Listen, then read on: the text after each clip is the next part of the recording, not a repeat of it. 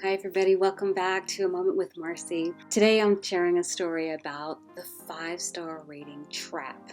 Yes.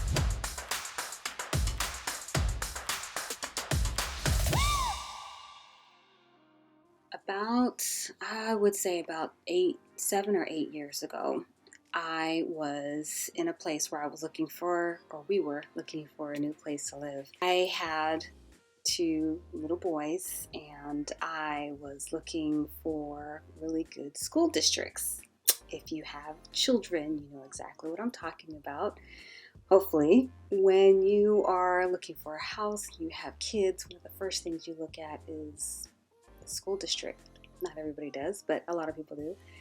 The school district and whether or not they have really good schools, that the schools do well, teaching is good, and all that kind of stuff, right?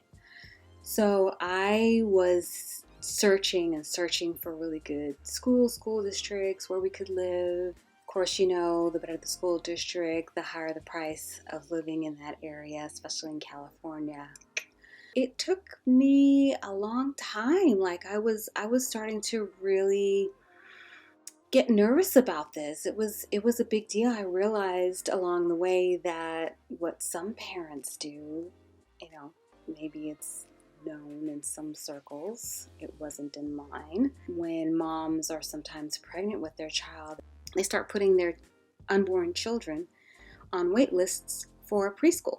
I didn't know it was that deep, but it is. And I'm sure it's deeper than that in some areas, you know, based on your area. Let's just say that, where you live, okay?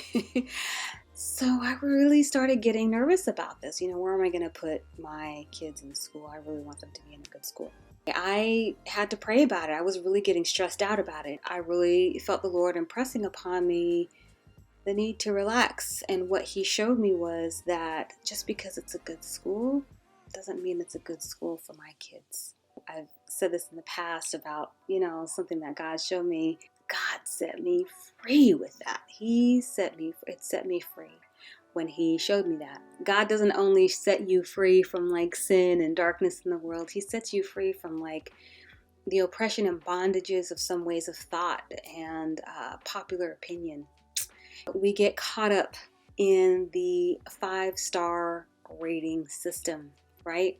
Google, Yelp, you name it. If it has a rating system, we're looking at it. And not to say that we throw it all out the window. There are some really great reasons to look at star ratings and reviews. It really helps us, you know, give us a place to start. What happens is sometimes that's all we rely on. And I found myself doing that. I was not letting the Lord have input. I really learned a lot from that.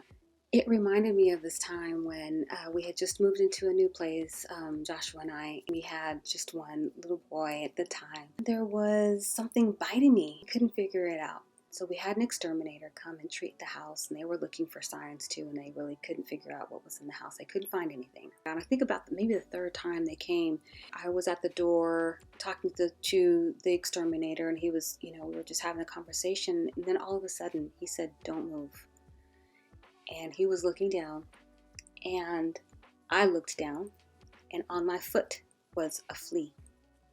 And he's like, "There it is. That's what it is. It's been fleas." The treatments really weren't, from the exterminator, really weren't working, and I was desperate.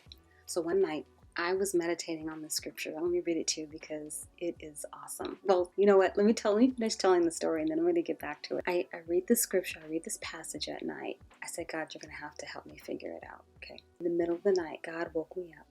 That night, same night, God woke me up, and He said, "Lemons." That's all He said. And I was like, okay. First thing in the morning, I get up and I Google lemons and fleas.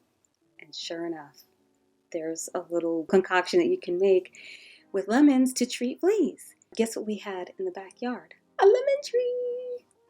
So I go grab some lemons and I make this, you know, I look on, you know, how to make it, this recipe or whatever. That did it for us. We didn't have any more flea problems in the house. And what we had known is that the previous owner didn't really have the house treated properly, and they had a pet before they moved out, and there were fleas left behind. Okay, so, but this is the passage. I'm going to read it to you because it's so good. It's in Isaiah. It's Isaiah 28, and I'm going to start reading from 23. It says, "Give ear and hear my voice. Give attention and hear my speech. Does he who plows for sowing plow continually? Does he continually open and harrow his ground? When he has leveled its surface, does he not scatter dill, sow cumin, and put in wheat rows and barley in its proper place, and emmer as the border? For he is rightly instructed," and I'm reading from the ESV. "His God teaches him." Verse 27, "Dill is not threshed with a threshing sledge, nor is a cart wheel rolled over cumin.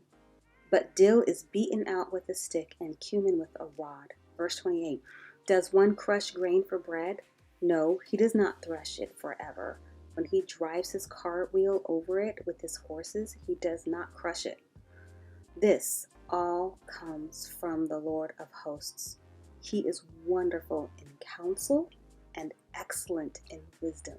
Yes, he is. Talk about the ultimate Google. So what he's talking about here is, of course, this is like an agrarian culture, but he's telling them, look, a farmer knows how to prepare the soil for whatever it is that he's growing. He knows the details. He knows what tools to use for every single thing that he's planting, and there's a way to treat each one. That's what he's saying here, that when he talks about the barley and the cumin and the dill, there are certain ways to handle each one. It says in verse 26, "For he is rightly instructed, his God teaches him." God is the one who teaches him how to take care of his land.